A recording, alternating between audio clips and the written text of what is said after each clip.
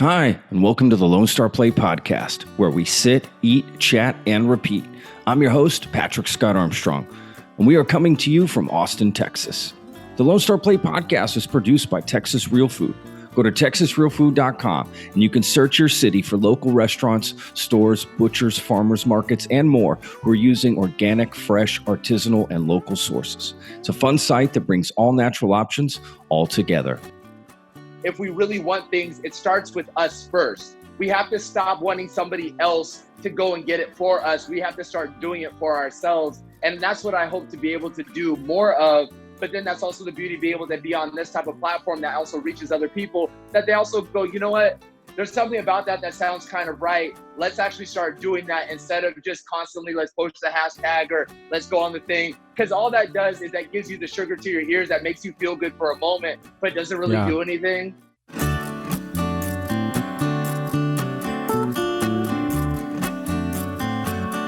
Well, thanks for joining us, Denim. We really appreciate it. I'm excited to be here, excited to have a good conversation and, just dive in, talk about the waterfront. Hell yeah, love that. So look, I guys, just because it's fresh on my mind, I've been watching Yellowstone, and I watched I guess it was the season premiere, right, of the third season that just came out, the 21st? Last Sunday, season premiere. Great. We had, record ratings, which is really awesome. So congratulations to the cast and the crew and to Paramount, obviously. So really excited about getting into this new season. A lot of really fun things are going on.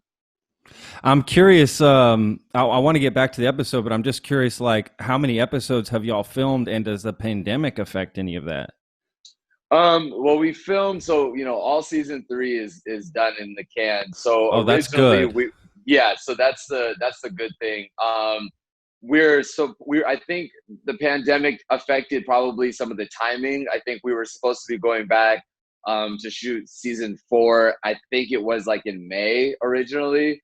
And now we're slated to kind of go back in August. But there's also some company moves that we're doing as well, like just changing location sites. So, you don't ever really know. And obviously, like with the production being in kind of multiple states, as well as the different states having kind of different regulations and rules for what it is that they're doing, it really does kind of make it really difficult to kind of, figure it out. So right now, we're slated to now go back, I believe, and start filming again in August, is what was last thing that I was hearing.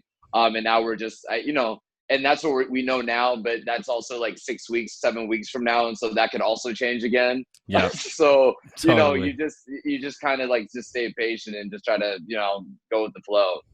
Yeah. I mean, the good news is you got season 3 in the can, like you said, and right now they're premiering out, so you can kind of be a part of that. Right. And just get that going. Yeah. Where are you at exactly right now, Denim? I live in Orange County. So you're in Orange County. Got it. Yeah, I'm in Austin. I'm in Austin, Texas right now. Okay. So. I know we were supposed to go down there for South by Southwest this year. But then obviously it got canceled. So I was like, it's so funny because it was going to be like the one place that I hadn't been to in Texas yet, that everyone was like, oh, you have to go. And I was like, this would be perfect. This would be my first year being in South by Southwest, and then also being able to, to be in Austin. But, it is what it is. It's always right. Just trying to just take the crooked with the straights. It's all you can really do right now. Totally. I mean, California is doing the same thing that Texas is doing, sort of reshutting everything down again. We had opened up. Now we're closing back up again, and it, makes it difficult. Right? I think it's such a mental and emotional, mind situation. I think, I think that's there's so much information that's always flowing all the time, and media is always changing, and because whatever channel you decide to subscribe to, they're telling you a completely different viewpoint. And then whatever viewpoint you subscribe to doesn't then necessarily match with the circumstances or the environment that you're in, and so it's like, it's really, I think it's really unfortunate, especially for so many of the business owners who were already struggling, exactly. with dealing with, the shutdown, and then being able to be allowed to open up, and only allowed to open up at 50% capacity, but still having to pay 100% of their bills, with Exactly. 50% capacity. And then, they're following all these new guidelines, and now they're shutting back down again. So, there's so many things. And I think that this is the hardest part about situations like this, where this is where everyone's kind of true opinions start to come out, and you really start to Yeah. see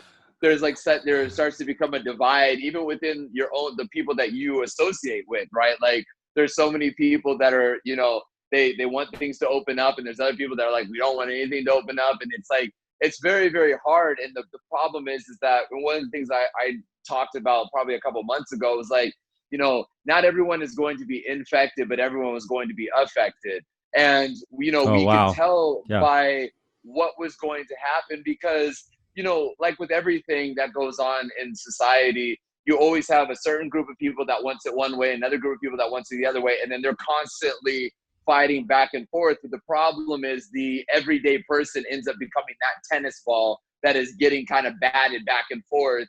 And that's the hard part, because you don't ever know, for all these other people that have businesses and have lives that require them to be able to sustain, like most business owners, which a lot of people don't know, especially in the restaurant business, they really only make money like 1 month out of the entire year, and the second month is about paying payroll. And so when you close it down for 2 months, and those companies are essentially bankrupt, and so it's kind of like, even after you have beaten whatever this thing is overall, it's infection, it's not infection, whatever it is, the result of it is things are being shut down. And on the other end of this is that there's going to be a lot of people that are going to be losing everything that they've worked for. And for that, it's just even more sad.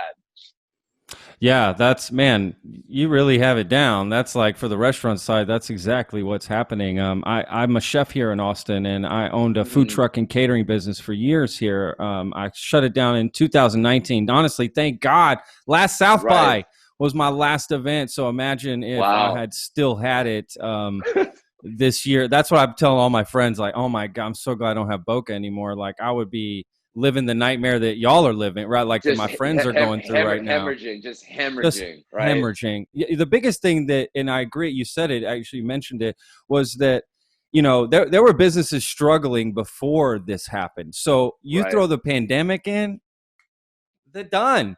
They're done for. And restaurants already have a small, whatever margin. Food business, the margin is so thin. It's ridiculous. I mean, it's hairline thin. I mean, it's just nothing.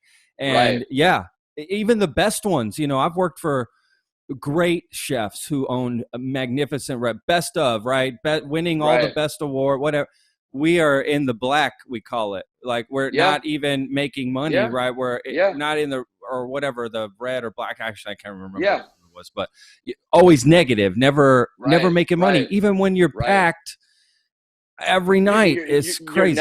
You're never, and it's funny because, I think it was in May, I had gone to this restaurant. I don't really eat out that often anyways. I've been always trying to like kind of cook more at home anyways.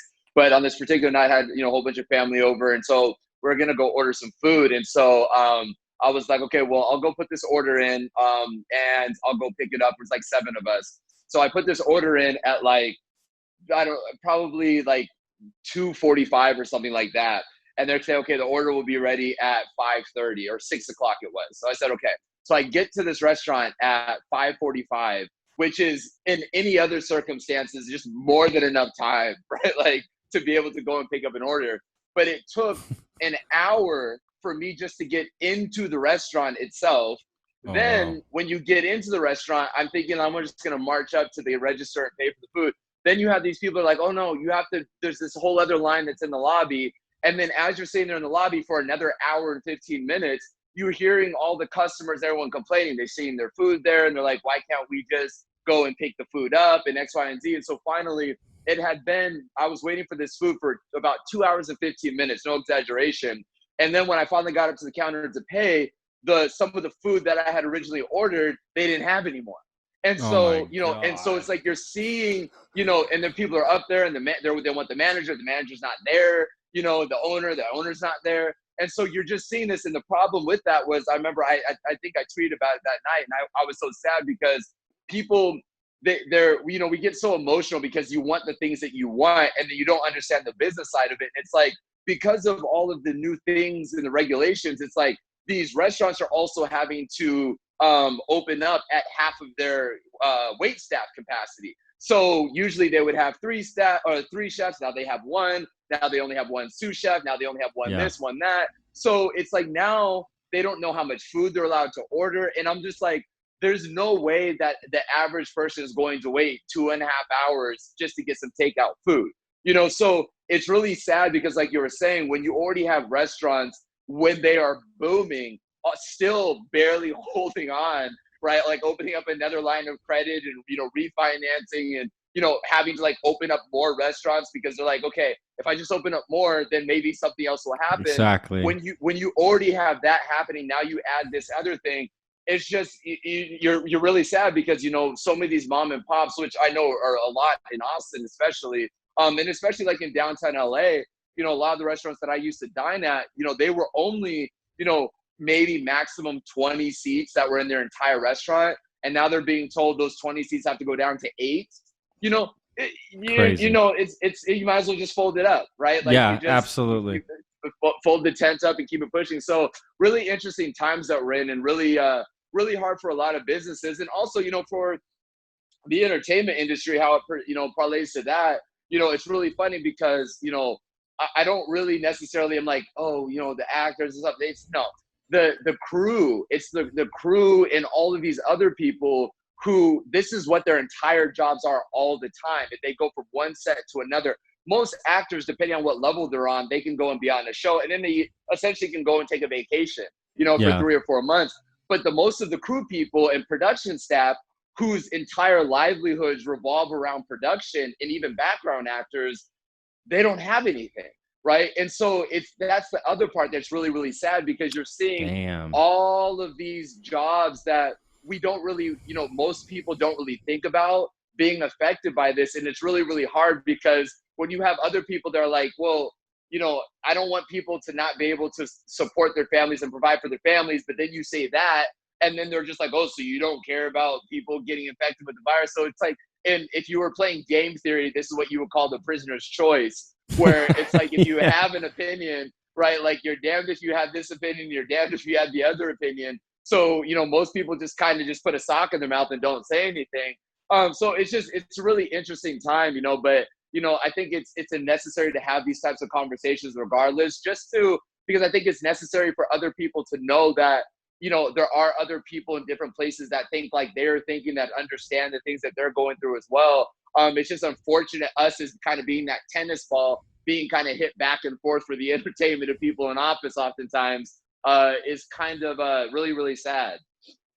Yeah, you're right, man. And that's why this whole sort of let's reopen, then let's close again, let's reopen.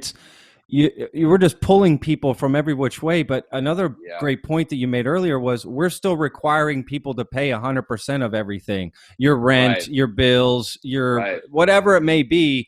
You're still required to pay everything, but we're telling you can't open, or you can't do it this way, or close down now, or there's no help at the same time, right? It's ridiculous. There's clear, like, and that's the thing that it's always frustrated me with things like this. It's like, and people when I always try to do the best that I can to pull out of things emotionally, because I feel like when you get emotional about things, you are more easily manipulated with, with information. And then also, especially here in America, we have this mindset of we always want to be on a team, right? We're so tribalistic about everything. And so the moment that somebody has a difference of opinion, you automatically attack them. And it's like, if we just pull back from some of this and look at what it is that is going to happen, once you get past whatever this invisible enemy, if you will, is, there's not going to be anything left. Right? Like, there's like, what's going to be there? So it's like, there's so many of these things where, like you're saying, it's like, you're being asked to pay for 100% of all of the staff and the bills and the leases and your rent and your mortgage and all these other things, with no real relief on the other hand, but then you can't actually operate. So this is really, and then because of all this, of course, like with everything that happens, they are, really, really excited to offer you an opportunity to get into more debt, which, is oftentimes every it's just every society's downfall overall, because it's just like, great, we'll just get you in more debt. And then some people get excited about that because you're just like, oh, we have some money. And it's like, well, that money's not free. It comes from someplace. And at some point, it's going to have to be paid back at a price that is going to be much higher than what it was lent out to you at. So, it's really kind of an interesting time to really kind of sit back and kind of look at this landscape. And then also to kind of like be in the midst of like either promoting shows and all these other things, because you're also like, you don't want to feel like you're tone deaf to what's going on in society as well. Where you're just like, well, I know that everyone's kind of losing everything. However, so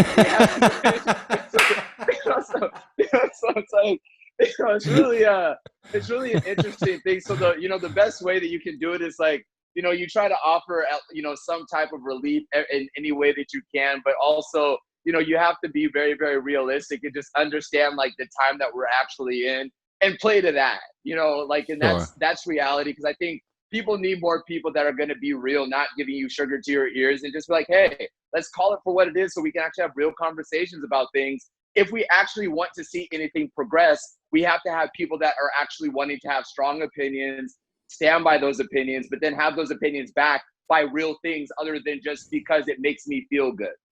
Yeah, that's a great point, because true change won't come, right? Otherwise, it just becomes flavor of the week, if you will, and it's gone. That's my biggest concern right now. I mean, the pandemic, in a lot of ways, it has brought sunlight on a lot of issues in America that we thought we were the greatest country, ever, and we're America's so awesome, and America. Okay, let's stop here for a second. Maybe we're not so awesome. Look at how easily our entire infrastructure collapsed when we were told about this pandemic, and we just have to stay home for a couple weeks. People couldn't even stay home for a couple weeks. Our economy was going to crash. I don't think we're in the best position we are. So in a lot of ways, hopefully, these problems being brought to light, we make some efforts to change them. I mean, for instance, Black Lives Matter movement, right now, like these things are happening right now. If we don't actually make a change, it will move on and nothing will happen. I hate that. I just don't want to see that happen. It's a really it's a great point. I've always been, the biggest thing for me, especially when it comes to our young kings and queens, princes and princesses that are kind of roaming around this country. And I say roaming around because I'm very big on history, just a huge history buff. And one of the biggest things, like in scripture, King Solomon says that there's nothing new under the sun. And that means that history always repeats itself. There is nothing that has happened today that didn't happen before. And oftentimes one of the things that happens is that when you don't understand your history, you don't understand what you came from, you easily fall into the same types of things over and over again. And one of the biggest things that has happened, especially within the community of African Americans, if you will, is that so much of our history in America has been completely stripped away from us. And that's really, really difficult for a lot of people to hear. And I know there's a lot of people that will, they hear me, they hear me talk. And again, like we're saying, it's like, America is the greatest country in the world, and is this, and all men are created equal. And it's like, okay, that's a fun narrative. It's a fun ruha thing to say until you decide to actually get proximate. And then I'm kind of the person that's like, okay, well, let's have that conversation. When you're talking about somebody like a Thomas Jefferson, who was writing the Declaration of Independence and saying that all men are created equal, this is also the person that, as he was writing, and had over 300 slaves, who was also writing within those same things in the 13th Amendment that blacks were 3/5 of human. So when we're talking about this whole banner that all men are created equal, it wasn't written because you were talking about people of color. And that's just the reality. That's the reality. And it's hard, in 2020 for people to kind of have these types of conversations. But see, my thing is, even with that is, I'm the type of person that if in 2020, if I have to take to the streets and tell people that my life matters in 2020, we have nowhere to go, right? Like in 2020, if I have to march up and down and say because we have to go somewhere with it. We have to understand what is it that we're trying to accomplish with that. because my thing is that I don't then become important, or I don't then have need or necessity just because somebody else tells me or acknowledges the fact that I exist as a human. And oftentimes, because of our culture, because of what we've been given, and a lot of these things people could read in the Willie Lynch letters, because this talked about how you break a slave's mentality, not physically, but how you do it mentally. And the way that you do it is you pawn them off against one another. You pawn the old black man against the young black man against the old, and the light-skinned black against the dark-skinned black. And this is a process that has happened over 300 years. And he talked about this in 1712, because when we were brought here in the transatlantic slave trade in 1619 in Jamestown, Virginia, we were rising up constantly from 1619 to 1712, just tearing people up. And all of a sudden they're like, okay, we got to bring this guy in who's doing his thing in the West Indies, and we got to figure out what in the world do we do to keep these slaves together. And so he created the Willie Lynch letters, where he comes over and he goes, this is how you break them. And one of the things that we're seeing in society is the same things that he talked about in 1712 that he said would work if implemented correctly for 300 years, if not thousands of years. And so what we're seeing now is we have, number one, we have such a lack of leadership. When I say leadership, it's a leadership to actually lead people in a direction that we're actually supposed to be going. You know, we have been marching up and down these streets for hundreds and hundreds of years, and it's gotten nowhere. You know, and again, I say that, and it doesn't make people feel good, because it's like, well, Denim, it's like, why aren't you supporting this? Because I'm about doing things that are productive. I'm about doing things that actually move something forward. You know, we have a lot of people in office who have been in office for their entire careers, for 30, 40 years, and have never written a piece of legislation to help further the cause of the African-American community, but instead they pander and they give lip service. And then they elevate certain people in the community, give them tokens and toys and X, Y, and Z, and kind of dangle them to be like, see, well, if everybody else in the community would just pull themselves up by their bootstraps, well, then they can have this. And it's like, well, it doesn't work like that. I hate that bootstrap thing. I kills me when somebody says that. You know, it's an exhausting thing. And what happens is, it's like, it's not me as a person of color crying and lamenting, but it's me saying, you have to understand the systems in which people were under. I have so many people that go, well, you know, my great-great-grandfather, you know, they had farms and they were building businesses. And I said, but who worked those farms? Who was the one that was manning those railroads? Who was doing all of those things? It was, yes, your great-great-grandfather that maybe had the finances to do that, but they weren't the ones in the fields doing all of those things. You know, and so what happens is that even up until the 60s and the 70s, when you weren't even allowed, even if you had money, right? We had businesses before. It was called Tulsa. We had 600 businesses, and they were firebombed, right? We had hospitals and dentist office, and we had 600 businesses, and this is just in Tulsa alone, and it was firebombed.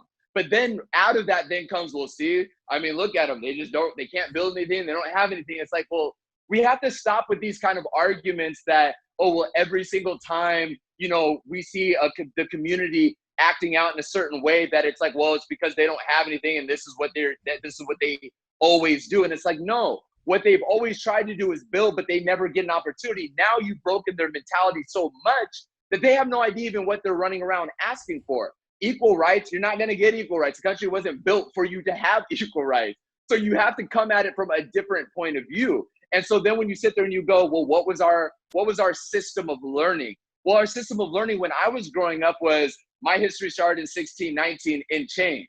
And then the only people that we had to look up to that were quote unquote people that would be respected in society was somebody like a Martin Luther King, if you will. And the outlier, which was a Malcolm X. The problem with that was that, okay, well, if you wanted to be like those people also got assassinated. So you really have this, again, this mental and emotional psyche in the community that goes, okay, well, if we weren't slaves and we weren't just picking cotton and doing all that, then when we decided to pull ourselves up by our bootstraps and become something, we were also assassinated. So then it's like, so then what are we allowed to become? What are we allowed to be here?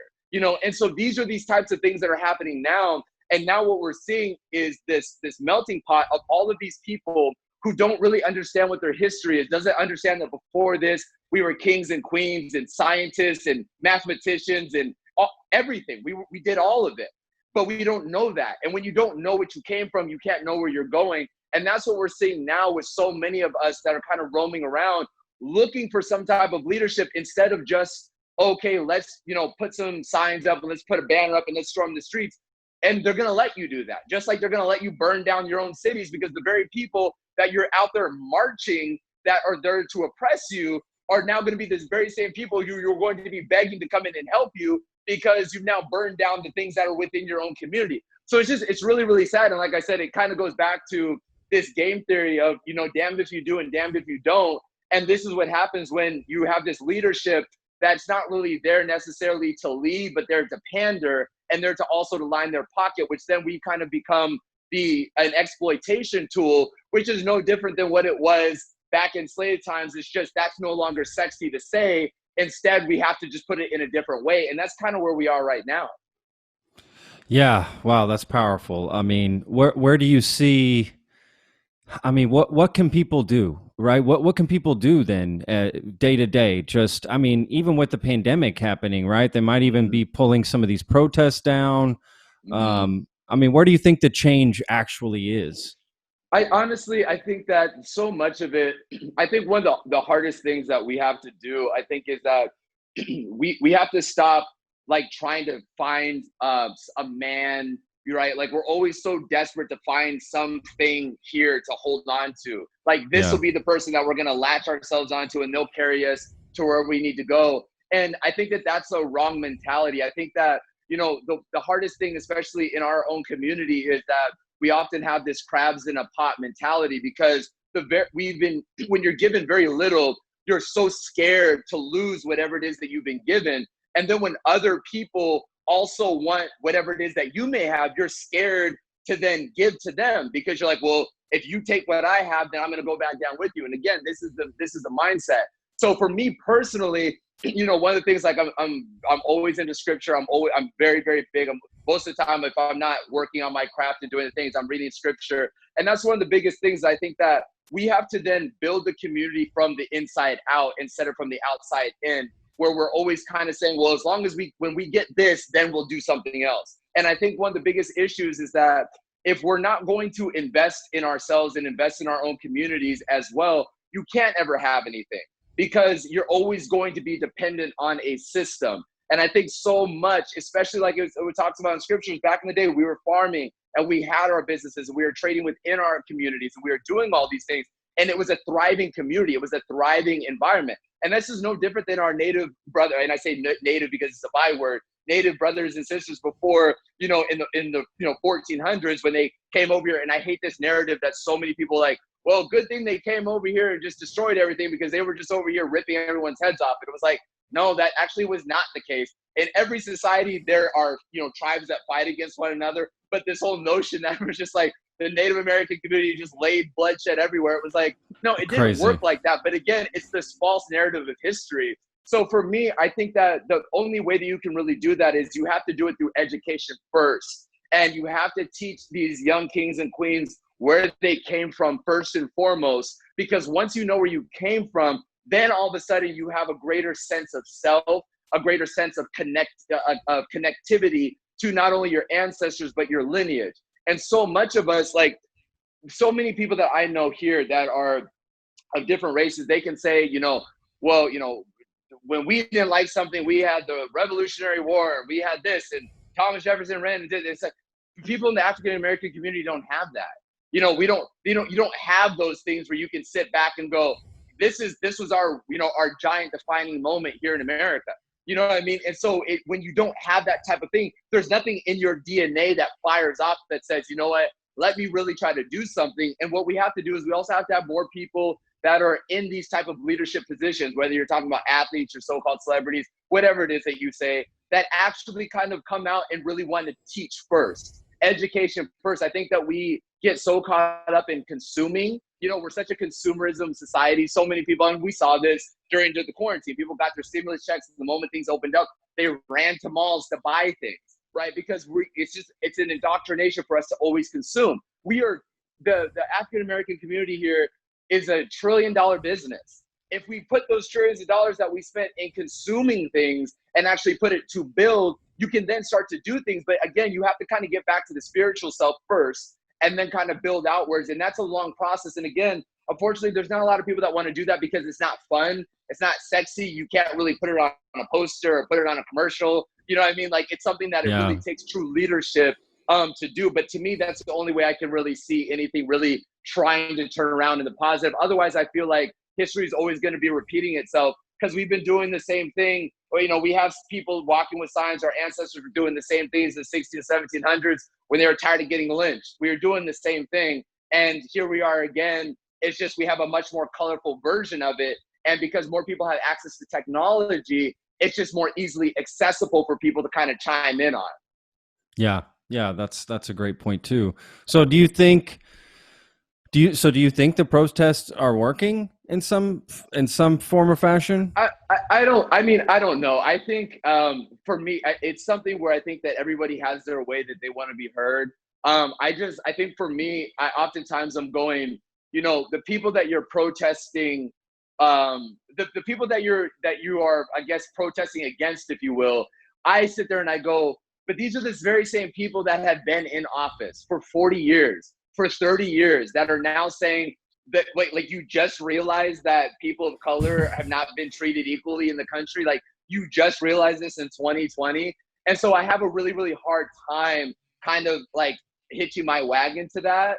Sure. Because I'm sitting there and I'm going, it just seems like a whole bunch of lip service. It's like you had all these people who have been in positions to write legislations, to put people in these different positions and actually activate true leadership. And now we're just kind of pretending in 2020, like, oh, we hear you. Well, what did it take? Like, you know, and I think the reason why it's the way that it is right now is because of COVID happening. It shut down a lot of the entertainment. There's no sports, right? Like, this would be the time where the NBA finals would be going on and, you know, training camps and season. And so what happens is that because there's not all these outside distractions, this kind of becomes the nucleus of a lot of things. But the problem that I have is so many of these people that are now saying, we hear you, have been the same people that have said those same things for decades and decades and haven't done anything. And because we're a society that has such a short attention span, like we kind of started this conversation, the news cycle just goes, care about this thing now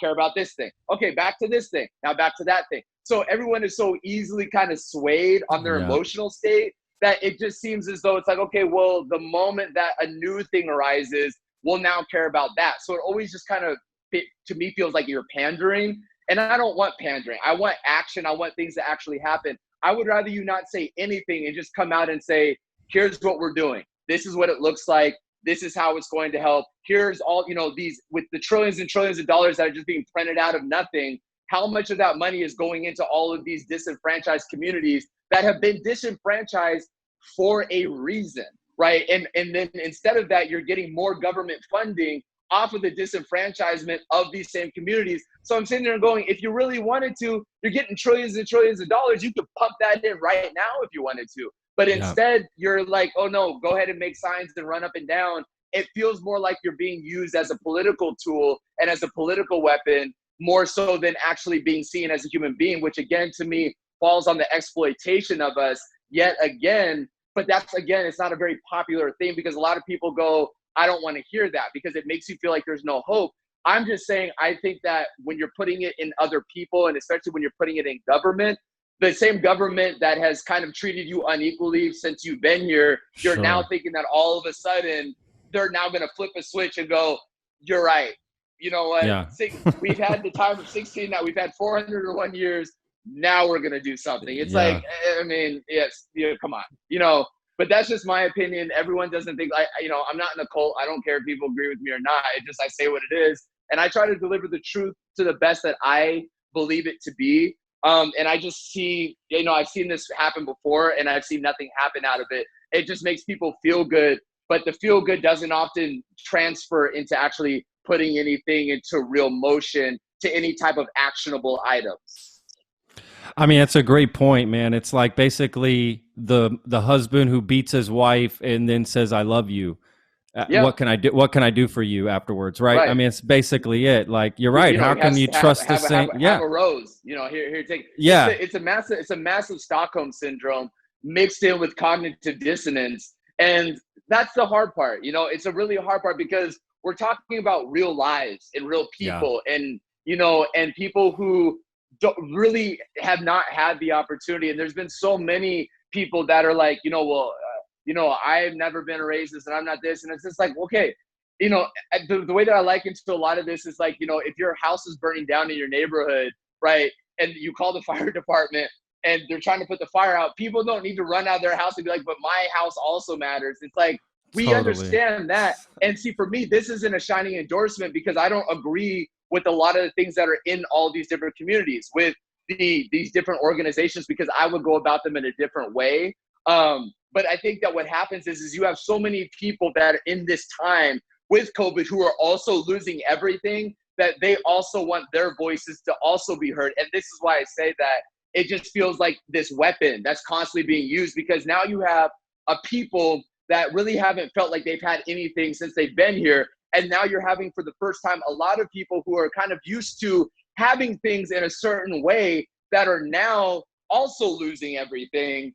And so now you're also getting that new pocket. And now you're kind of seeing this kind of wave where you kind of seeing them kind of crossing the mountain peak together. And I think that's a different place in history that we've never been together with in this country before. Yeah, that's very insightful. I never thought about it that way, but you're right.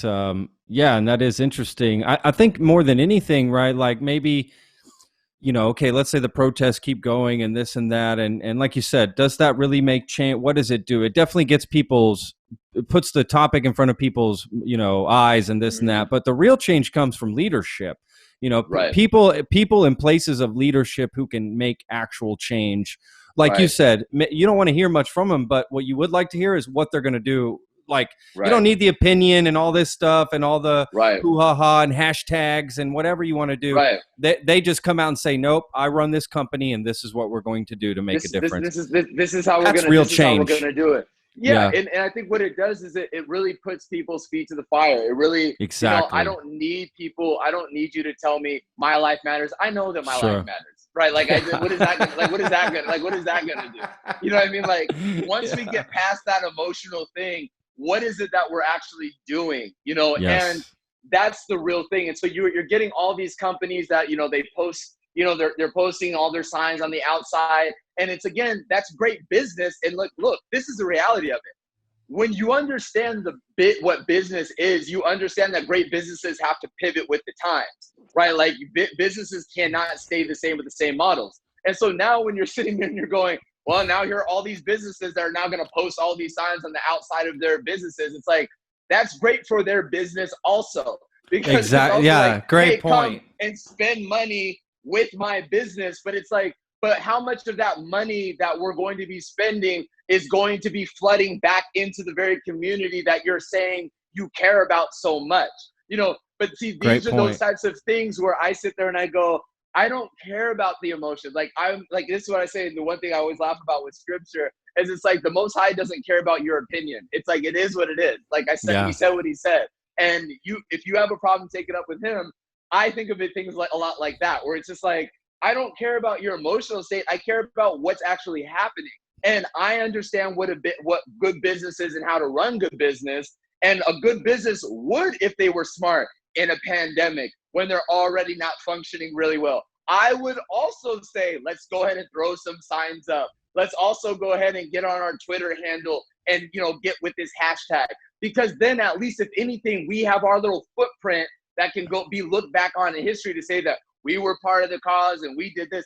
But that also keeps your revenue coming in as well. So for me, I'm like, look, if you're not actually putting money and helping kind of like build these different communities. And again, I'm very big with the education first. Our kings and queens need to have education. We need to have the right education. So much of our education system is just babysitting hour, where you're not learning anything. You're just kind of sitting there learning the very crux of everything. You don't really come out of it knowing about your history, knowing about why you should care about your history, and knowing what it is that you're supposed to be doing and what your purpose and place is in America in general. Right. And I think that's the hard part, is because so much of it is like, unless you're an athlete or unless you're a celebrity or unless you're this, however, essentially you're being told that you don't really have a use. And I think that's the part that's really, really hard, because that's the one part where nobody else aside from a certain community has had that type of education, because everybody else is like, well, no, you start businesses and you do this and you open the restaurants, but you don't have all these shiny examples that are at the forefront that are doing that. And then for those other people that have platforms, I also sit there and I go, I don't need, like, people used to ask all the time, well, how come you're not posting this out? Because I'm about talking about it. We need to have education, because education then puts people in a position to where you sit there and you go, I don't want to hear what you have to say about it. I don't care about your panel that you're going to have and your new, come to my new Zoom meeting. We're going to have 6 pundits. They're all going to talk about how to move things forward. Like, we know how to move things forward. It's very, very simple. Like, complex situations don't always have complex answers. It's very, very simple, right? If you get education with leadership in the education that teaches us about our history, teaches us the fact that you can be much more than just an athlete or a celebrity to mean something more. And then also help build these businesses, help build these communities, start making their environment something that makes them feel as though they want to do something more. Stop sitting there and having people, especially in California, one of the biggest things that's always been my issue is, with the public school system, depending on what side of the street you live on, decides on what school you're allowed to go to. Even if a parent is willing to drive 30, 40, 50 miles out of the way to get their child a better education, they're being told, no, you can't. But then these are the very same people that also will sit there and tell me how much they care about our youth all day. These are those types of things that I, as a man, sit there and I go, to me, that's more important, because I look at your fruit and the fruit that it bears. I don't care about the tree, and if I know that the tree was rooted in bad soil, I don't need to take a bite of the fruit to know that the fruit is also going to be poisoned. I don't care about how good it looks. Wow. Yeah, it's a great point. What do you think about, like, do you really think that things are going to change in Hollywood for more diversity? I For real though, like, for real, you know what I mean? Like, I think that's a hard thing. I think that, I think the thing is, for me, and I'll answer this as honest as I possibly can, transparent as I can. I think the hard part with that is what you see as being diverse, right? Like, I think that's the thing. Are you getting diverse stories? Because I think oftentimes, what stories are you being allowed to tell? You know what I mean? I think that that's oftentimes so many things are done in a vacuum, where it's like, okay, well, here are the stories that you're allowed to talk about. Here are the things that we're allowed to promote. Here are the things and I think that that's the hard part. And then you have the other side of it when you're talking about, okay, well, diversity in what? In a director's aspect, in a production. I mean, the reality of it is this: you're never going to own the production company. You're never going to own the big corporations, right? Like, you're never going to, like, the people that are at the top of those, they're not going to step down, right? And then just like, right? So it's like, so I think that that's the hard part. And again, I'm the type of person that's like, I'm going to give you the unfettered answers, the way that it's just like, this is real. Like, this is the reality of it. And so I think that when you're talking about diversity in Hollywood, you have to then discuss what you're actually talking about when you're saying you want something that is diverse. Are you saying that you want more diversified stories? Are you saying that you want a more diversified atmosphere when you walk on a set? Are you saying that you think that there also should be, people of color that are, ACs and, grips and all these other things? Because there's a lot of us out there that have those opportunities, that want that. But again, a lot of these things can be very clubby and very cliquey. And oftentimes it's about who you know, not what you know.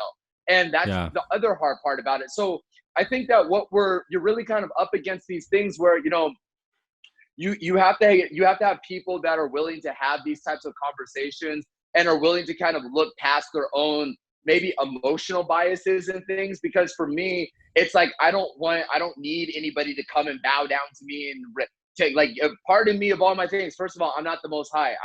You don't answer to me. Like, that's not how it is. I'm a man that's just trying to lead the best life as a servant as I can.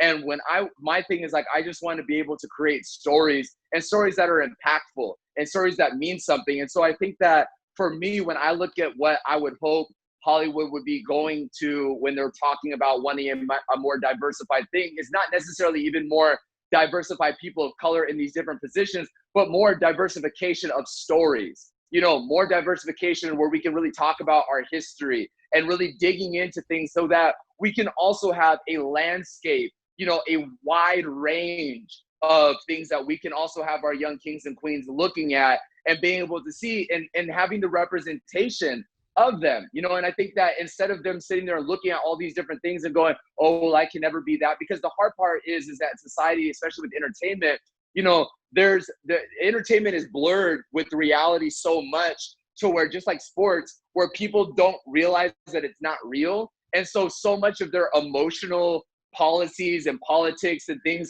often like coincide with what they watch on television, in their entertainment oftentimes. And that's really kind of difficult as well, because that's, we're consumers again.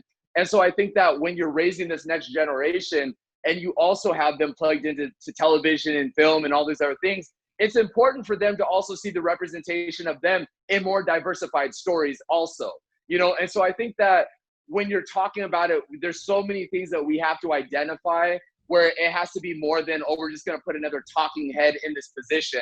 But talking head is not going to do anything, And so again, I think this will be a thing where we'll see what the fruit bears. But, you have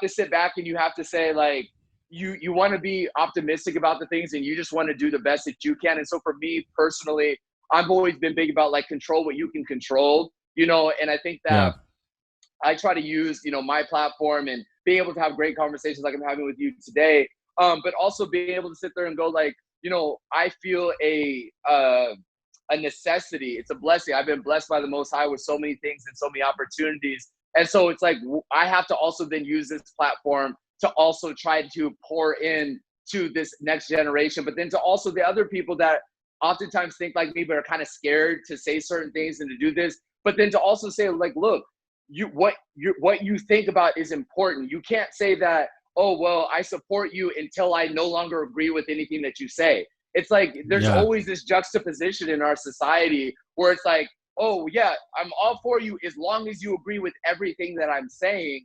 And that's the hard part, because then it's like, well, no, you don't really want diversity. You want somebody else that is a different hue, a different shade of you, to then just agree with what it is that you're saying.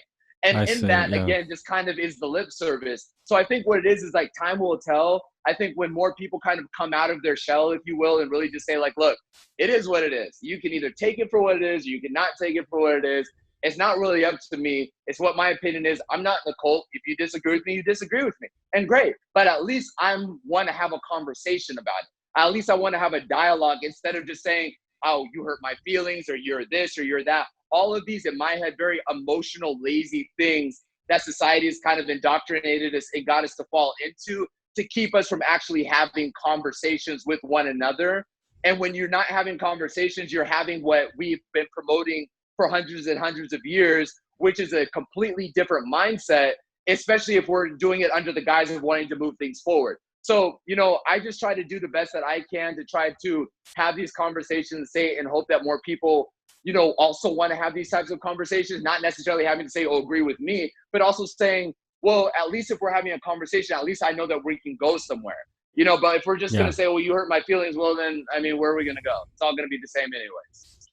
Yeah, that's a good point. I mean, you can't, you attract more flies with honey than vinegar. It's that simple. That's a saying here in Texas. And that just means, if you disagree with, not just disagreeing, but if you want to try to connect with somebody, right? Like not letting it get emotional is absolutely the way to go. You pull out of it a little bit, pull out of it. And it's about humbling ourselves. We have to humble ourselves. We don't know everything, and we're always learning, and we should always be learning. My mind and my spirit is always under construction, but it's like, you also have to be putting those things, like the brain is also a muscle. And so if you're not working out your critical thinking, your brain atrophies just like your muscles atrophy when you don't work it out. And so then anytime that a new opinion or a new ideology is introduced to you, you're like, you can't do it, just like a person would when they're like lifting weights for the first time in their life, and they're just like, I can't lift it. And it's like, well, we have to start working those muscles out. So for me, my overall thing is like, we have to start getting back to critical thinking and actually starting to work those muscles out again. I think that when we start to do that, then I think that we can start to inch this thing a little bit forward. Yeah, that's a great point. You made another great point about the stories. about that. That's really where the change needs to happen, is the stories that get told, because that's a domino effect or ripple effect Yeah. from there of the Yeah. diversity that will happen. You know, my Yeah. thing was when I was a kid, I was born in 79. So I really grew up Mhm. on 80 movies. Right. And my mom is from Mexico City, and my father is from St. Louis, Missouri. So Okay. different ends of the spectrum Yeah. I grew up with in my house. And we always went to Mexico as a kid. I mean, I still go all the time. Mhm. But the thing I noticed when I was a kid as I'd watch movies is I'd never felt that side of my life be represented on Mhm. TV, movies, Mhm. music, Mhm. you know, you name it. If I saw a Mexican on film or whatever, it was the Mhm. typical trope of he's Mhm. mowing the lawn, Right. he's the landscaper, he's the driver, he's a Right. funny sidekick, something's to Cheech and Right. Chong, right? Like that's Right. like that's Yeah. it. So that when Yeah. I say diversity, like that's what I want to see more of, is better stories, like you're saying, Yeah, because you don't want to. You get tired of being a sick of it. caracater, Yeah, I'm right? sick Like of you it. I'm get it's sick of it, seeing it, Mexicans like that. Yeah. it's exhausting, And one of the things that so many, which oftentimes people don't really say, but one of the things is kind of like you steal the land from the Native Americans, brought the African Americans over here to build it, and then you have the Hispanics or the Mexicans here to keep it clean, right? Like Yeah. this is kind of this cycle.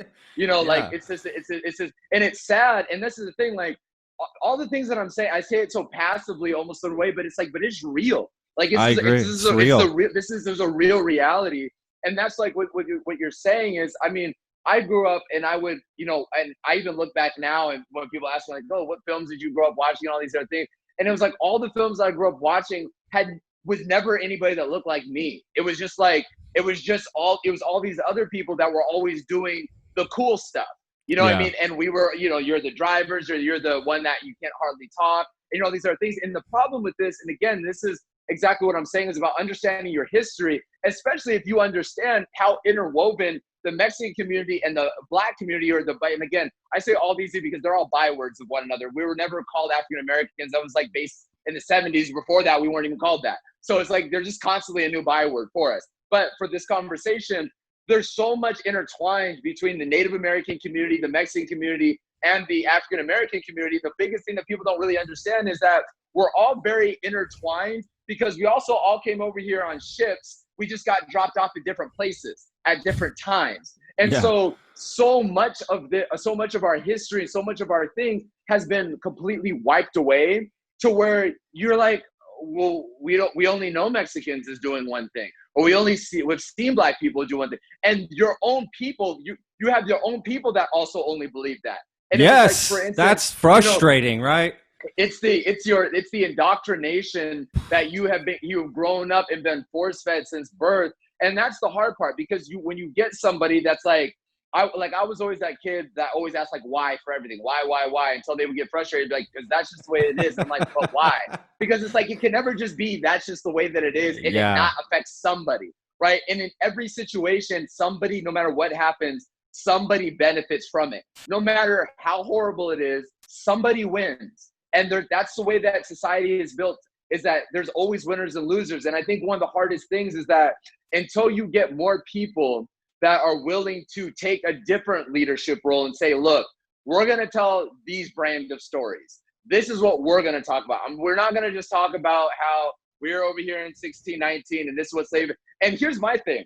If you want to talk about that, let's actually fully talk about it. We have this whole mindset of, where it kind of gets to where they have like kind of the yes mesa and all these other things, that this character that happened that everyone used to make fun of, but they don't understand that was happened through inbreeding that they were forced upon, where they used to put bags on children's heads, the men or the little boys, they used to put a bag over their head and make them go in and sleep with their mom to then breed other slaves. And that is where the inbreeding came, and that's where the mental slowness came from. But then when you characterize it and make it another joke, people then think, oh, see, those Black people, if we didn't put them in slavery, this is what they would all be. And it's like, no, that's not what happened. What actually happened was moms were tied up. They had breeding farms, bucking farms, all these other things where they talk. And this is all this, and this is what's real about it. And this is what I say about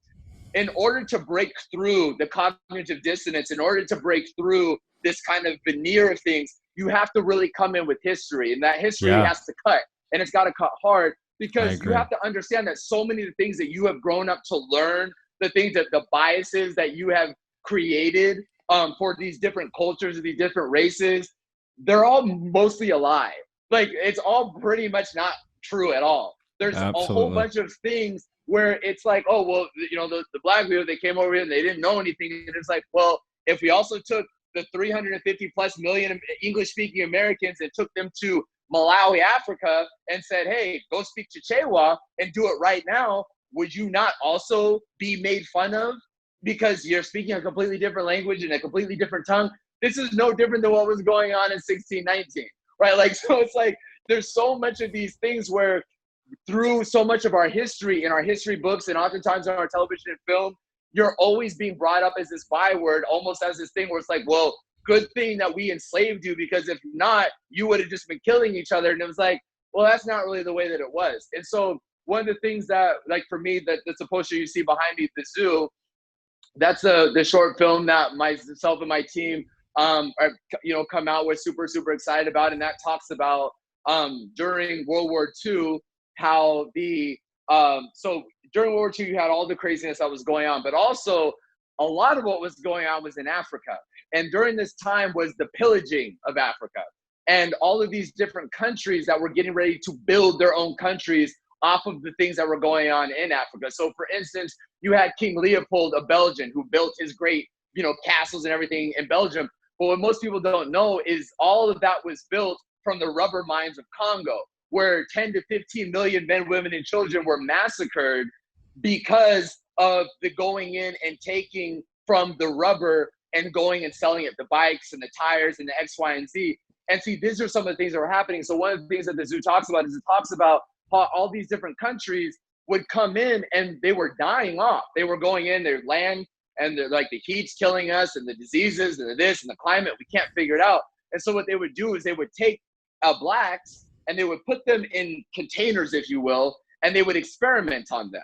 And so they would go and they would open up their skin, put different diseases in glass and X, Y, and Z, and sew them up and put them in water tanks and do it in the hopes that they would be able to break some type of genetic code, and so that they could come in and colonize the thing fully, because they were just failing over and over again. And so this is one of the things that happened. This was happening in World War II. The zoo is also a double entendre, because also here in America, as well as the rest of the world, they actually created physical zoos where, just like you would go to a, you know, to the Los Angeles Zoo or whatever zoo you've been to see animals, they took actual black people and threw them behind these cages and threw behind plexiglass and recreated some type of Saharan environment. And people would buy tickets and could go through and watch them exist and watch them live. And if it was a mom who was nursing their baby, they're just watching her do that.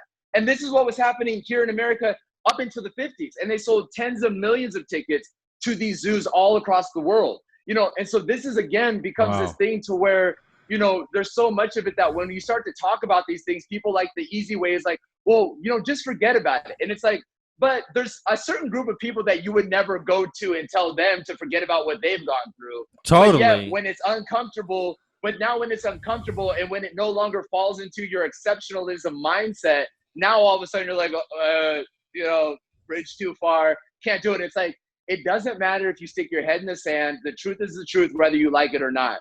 And so this is part of the history. So the creating of the zoo, it was also a way to be able to say, here's another part of our history, but it's more than just talking about the experimentation. It's talking about if we didn't mean anything and if we didn't have value, we never would have had so much emphasis always put on us to keep us depressed all the time. If we weren't really more than just animals, if we were really just animals, there would never be such an effort for hundreds and hundreds of years to constantly keep us suppressed and down and uneducated and nothing. And see, people will hear this and they'll go, well, are you saying that all black people are uneducated? No. What I'm saying when I say uneducated, it means that there has been a lack of education of our history. Our education in our history has been left from us, taken away from us. Just like you'll know in Mexico, you'll go to these different things and you're probably walking around, you're going, why doesn't anybody talk about this? this is amazing. Look at what they were doing. We were doing this, and we were here, and we built this structure, and we built that structure, and look at what no one's talking about this. And you usually will get the elders, right, that'll sit there and they go, yeah, we know. And there's a light that goes on in their eyes when they see the younger one in their generation whose genetic makeup fires up again when they go, dang, look at what we came from. We should be talking about this. And it's like, yeah.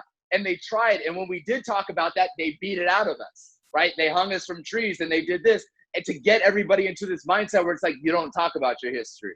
You don't talk about these things. And so until I think we get back to those types of things, and that's what I hope to do with this story, along with many other stories that we're creating, is to help us kind of get to a place to where, because I understand that people love history or they love entertainment. I love history. And so this is a way that I try to meet people in the middle and go, we're going to give you something that's entertaining, but also something that's educational, that we can also then on that back end of it, also have a further and deeper and much more enriching conversation about it. So for me, it's like, instead of just running around, I guess that's the way that I try to do the things that I try to do, which is like, let's create, use it as the form of entertainment, because that's what everyone really instantaneously doesn't really have any biases towards, because everyone's willing to be entertained. And then on the back end of that, then we can actually have some type of hopeful, meaningful conversation. And then within that, getting our own people to just get up, like it's really just about coming out of your slumber and really understanding that if we really want things, it starts with us first. We have to stop wanting somebody else to go and get it for us. We have to start doing it for ourselves. And that's what I hope to be able to do more of. But then that's also the beauty of being able to be on this type of platform that also reaches other people, that they also go, you know what? There's something about that sounds kind of right. Let's actually start doing that instead of just constantly, let's post the hashtag or let's go on the thing. Because all that does is that gives you the sugar to your ears that makes you feel good for a moment, but doesn't really do anything. It doesn't really do anything, really. I don't know. Right. I mean, right. Right. And that's the hard part, right? Like that's the reality of it, where you have to sit there and you have to go, we have to break through the cognitive dissonance. We really have to break through the Stockholm syndrome. And that's the really, really hard part, because it oftentimes is like we are been in this kind of dreamlike sequence, right? Like it's kind of like simulating reality, but not necessarily reality, And so then when you kind of like, you're like, we got to wake up. We got to wake up and get a different energy about us and get excited about what it could be. But it will never be anything different if we continue to do the same things over and over. To me, that's almost just the definition of insanity, where we're just like, okay, well, they said the same things that they were going to do this in the 1700s and the 18 and the 1900s. And it's oftentimes it's going to be the same thing. The only difference is now you don't have to just put a poster up. You can just go to your phone and put a hashtag. And then, when we look back on it, they'll just go, well, at least they know that I was with them. It's like, okay, save that. Just keep it. That's a great point, man. And I think a lot of people are never even going to want to admit that, to be honest with you. But, that is what it is. Sunlight's the best disinfectant, right? And I think that's happening with some people right now. What about like with, I'm watching Yellowstone and I'm into the show and it's great.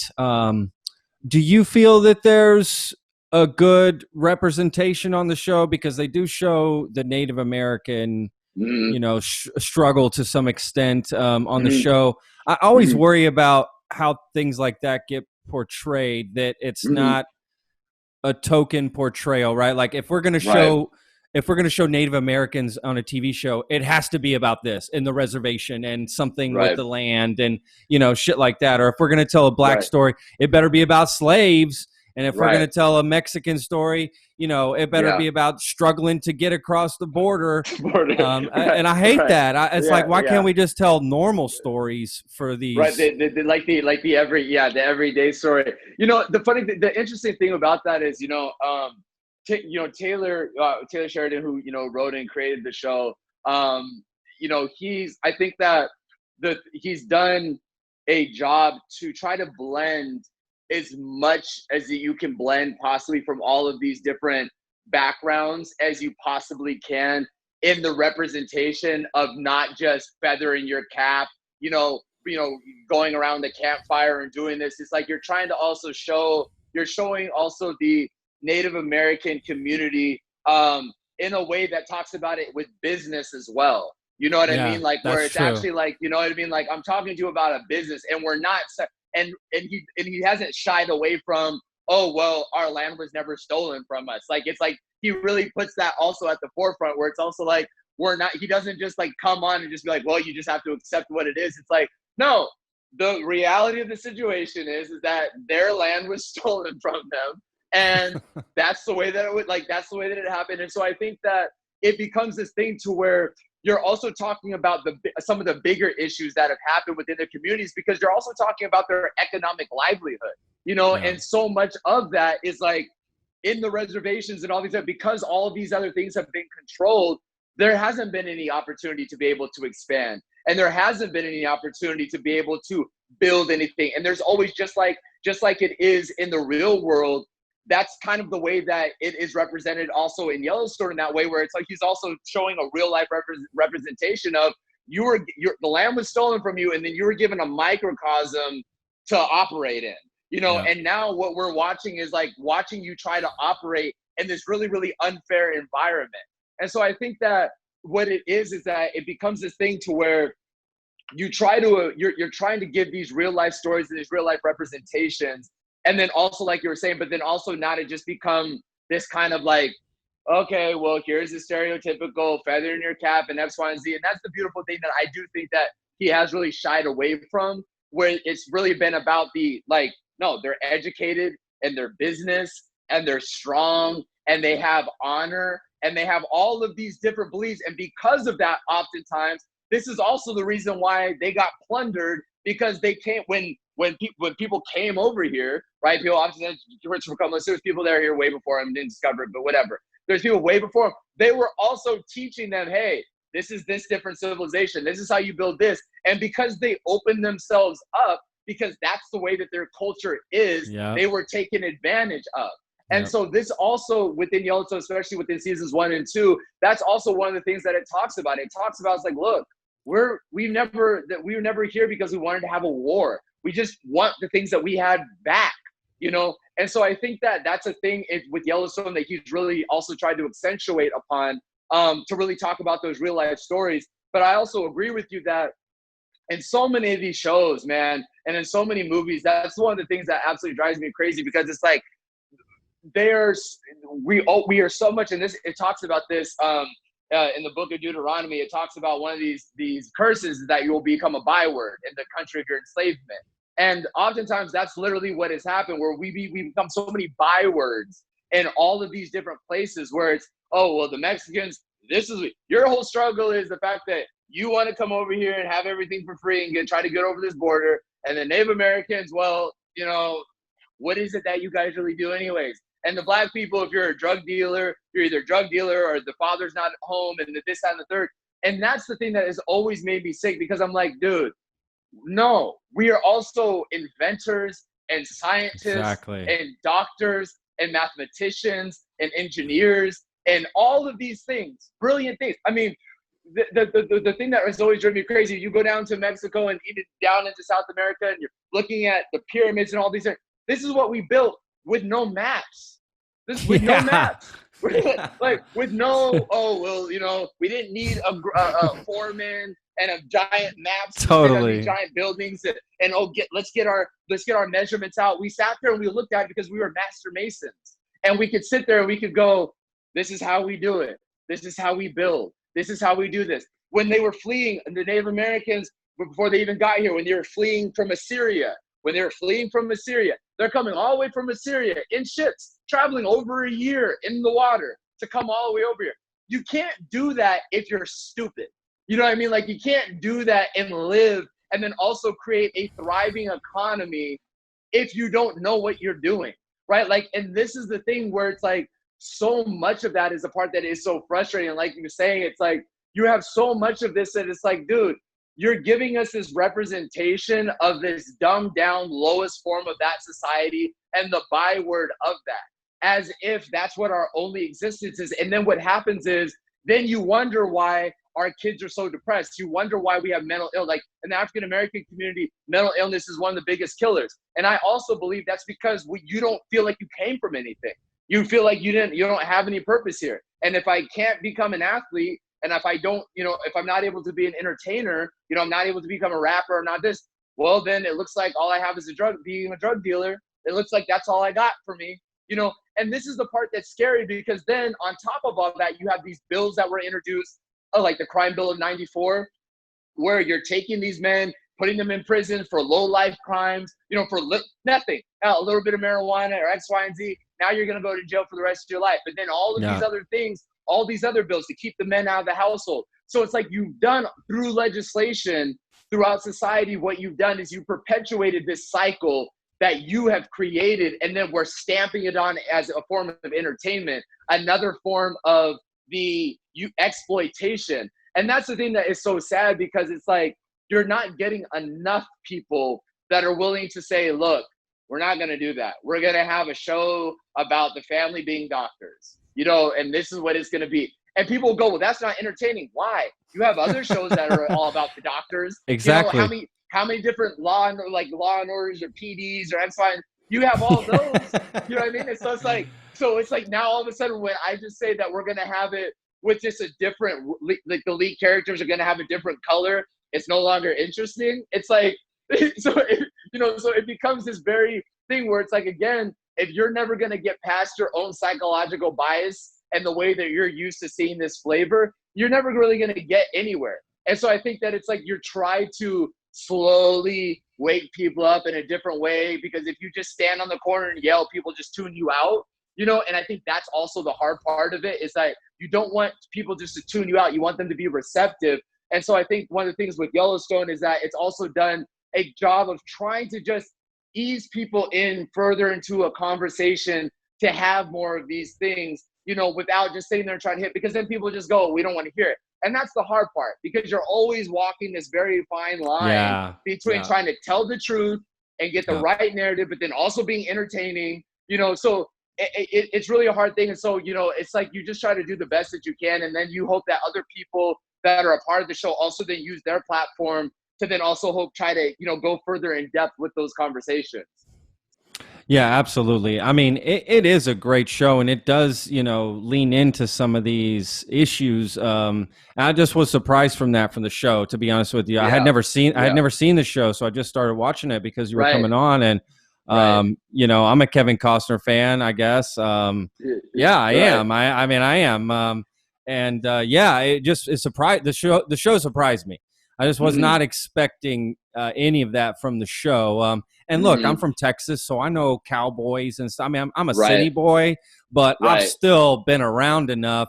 That's another, sort of dynamic that's different too. You've got it's sort of a northern cowboy versus like a desert cowboy, right? It's different. It's a kind of a different sets of principles, but it's also, I think that the thing is with everything is I think that oftentimes you're looking at this type of a show as well, and you're also going like, the Mexican community, they also did that. You know what I mean? Like that's also a giant story in Mexico. Like we were all like, that's one of the biggest things that we all did, farm. Like the one thing that the African American community, the Native American community, and the Mexican community know how to do is we can farm the hell out of things. Yeah. And we often and this is reality. And the reason why, and it's like people will laugh at it like it's some low life thing, and it's like, no, this is how you built entire cities and structures off of the farming. And if you read scripture, all they were farmers. That's all. Your wealth was by how much cattle and how much sheep and goats and things that you had. That's how you knew these people were wealthy, because of what they had, not monetarily, because their monetary was in the land and it was the thing. And so I think that what it becomes is it's like you have to re-break this cycle of oftentimes of like, oh, well, like one of the great things is like so many of like our rodeos, a lot of the rodeos and stuff like that were created were off of African Americans that were doing these things, that were, you had people like Bill Pickett who would ride up along bulls on horses and then jump off the bull or jump off the horse onto a bull, bite the lip of a bull and drag it to the ground and tie it up. And so then they took that, you market it, you put a different figure, a different person on it, and then you make a whole bunch of money off of it. But it's like, without knowing that history, it's like, dude, that's dope. The same things that most people like to consume and love, we were also doing that as well. right? And Yeah. so it's like, you can't say that if we then decide to put a different color, or the people now look a little bit different than the majority of people that are watching it, that it's no longer entertaining. That is then your own form of bias. And that's kind of what we're talking about as well, where it's like, if we were to take the same story and put a different hue and a different character on it, are you still receiving it in the same way? I Yeah. don't know, you know? Yeah. Yeah, that's I don't know. I don't know what connects us to things that we watch. I think a lot of it has to do with, do I relate to it in some way? Right. Could I see myself in that situation? Obviously not Right. everything. When I watch Predator, I'm not thinking, oh, that could be Right. me Right. locking arms with Carl Weathers. That's not going to happen, right? Like, Right. That's not a realistic right, situation. Right. yeah, it's not and that's okay, right? We're into the fantasy thing, but when it's something that Right. I'm I'm used to seeing or whatever, then that's what I think it becomes. Can I see myself in that Yeah. situation and feel represented? You want to feel represented, and you want to feel seen. And I think that oftentimes so many things that are happening now, and oftentimes it's what's been going on in our communities for centuries, and just like it's been in Mexico and with the Native Americans beforehand. So much of it's about, you want to be heard, but you want to be heard outside of people just sitting there and saying, okay, now we're going to let you talk to us, because then that's again telling us that we don't then mean anything until you decide to give us attention. Exactly. Right? And exactly. and that really becomes the overarching thing for me. I think that the overall thing, it becomes this disingenuous feeling where it's like, okay, well, now that I'm willing to listen to what you have to say, you're now valuable, you're now important, and you know how these things. And I think that that's what we're really striving for. And I think that what's happening is, when you don't see a representation of yourself in the things that you're watching, and then when you do, you're seeing kind of the joke of you that is being represented, or the worst part of society in your group or in your situation represented, it puts you into this state of just like, dude, now I walk out and people look at me like I'm gonna, they think I'm gonna steal something, or I'm going to a nice restaurant. They think that I can't buy anything, I can't afford anything in this restaurant, because they have been watching movies for the last 50 years that said that people are going to come in here and look like me and not be able to afford to pay. And so therefore I can't get good service. And people don't understand the psychology that creates after decades and decades of indoctrination, and how it bleeds into a real society, to where now you go into places and you're like, we're behind the 8 ball, and I have to go into places and I have to prove myself worthy of being in an institution, to spend money at an institution before I am even looked at as anything. And so I have to say, oh, well, no, I have to. And this is the mindset that you also have to break. You have to go, you know what? If that's the type of institution that you're in, forget it. I'll spend my money elsewhere. So we also have to sit there and go, enough is enough of that. Because as long as you're consuming it, the more you're consuming it, the more that they're still going to make money off of it, regardless if you like it or not. So you have to, at this vote, you have to vote with your dollars. And wherever your money goes is where the narrative is going to go. And so if you start to pull out of those systems and start demanding a different thing, the new things have to come, because industries are industries and businesses are businesses. And like we talked about in the beginning, every business has to pivot with the times, whether they like it or not. And so to me, it becomes more of, you want to see more of a representation, you have to start pulling out of those certain things and demanding more representation, and not opting into it lazily because you just feel hopeless. You have to say, look, if this is what it's going to be, I'm unsubscribing. I'm done. You know what I mean? Like, I'm done. Yeah. And I would rather not have anything than to have me continuously sit here and be force-fed the lowest form of my society, in the lowest form, when I know that we came from much greater than that, because all I have to do is walk outside or pick up the phone and FaceTime one of my other brothers and sisters and can see what we are and who we are. Yeah. Wow, man, that's that's powerful. God, that's powerful, Denim. Look, I kind of almost want to just end it on that. But I want to make sure there's nothing else we didn't talk about that you want to talk about. I don't want to end on anything you didn't get to say. No, I mean, I think that it's, I think it's beautiful to be able to have these conversations. I think that, these are important dialogues that, we have to have. And I think that in order to move anything, in order to have any type of, and I hate saying that word change, because again, it's just it becomes like another fun thing to say, right? I think in order for us to have a different situation than we're used to having, I think that it's important for us to be able to have these types of dialogues in hopes that, anybody that's listening to this, like, leaves this conversation with more than they came here with. And to me, that's the only thing. And hopefully there's things that you don't know, and there's things that you're now like, dang, I didn't hear about this before, and now you want to go and look it up. Because for me, it's all about get into your history, know where you are, know where you came from. Because if we know where we came from, then we know where we're going. And to me, that is the most important thing for us to know going forward.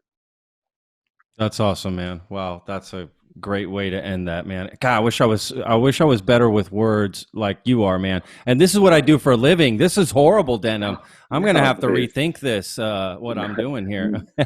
No, you're great, and I appreciate you. I'm glad we were able to have such a great conversation. And hopefully, as things go on, we'll be able to do this again and kind of cover more waterfront as this stuff starts to kind of pick up in a different direction, probably within the next 4 to 6 weeks.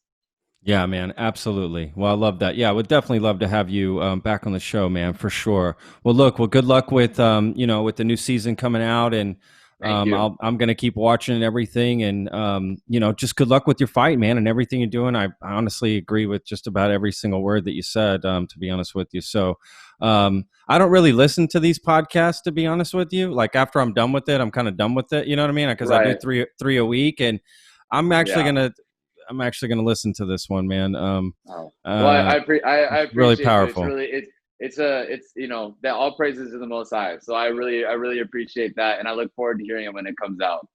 Oh, absolutely, man. We'll send over everything, when that happens, for sure. So again, man, thank you so much, Denim, for taking the time, man. I hope you're safe out there in California, and be good, brother. Yes, sir. You too. Talk to you soon. All right, I really hope you enjoyed that podcast as much as I did. If you have any questions for me, please feel free to email the podcast at patrick@texasrealfood.com. And don't forget, you can check us out on Apple Podcasts, Spotify, Stitcher, all the different places you can get podcasts. You'll find us on there. Or you can just go to our website, go to thelonestarplate.com. And you can check us out on YouTube if you want to watch it. We video these now, on a little webcam here, and go to the Texas Real Food YouTube channel, and you can find it there. Make sure to follow Texas Real Food as well on Instagram and Facebook. Subscribe. And if you are so inclined, please leave us a review anywhere you can. Follow us on Spotify or leave a review on Apple Podcast. That would really help us out. Thanks again for listening. Really do appreciate it. Without you guys, what's the point of doing this? So if you have any suggestions on how we can make the show better, please let us know. Thanks again. Be safe out there. Wash your hands.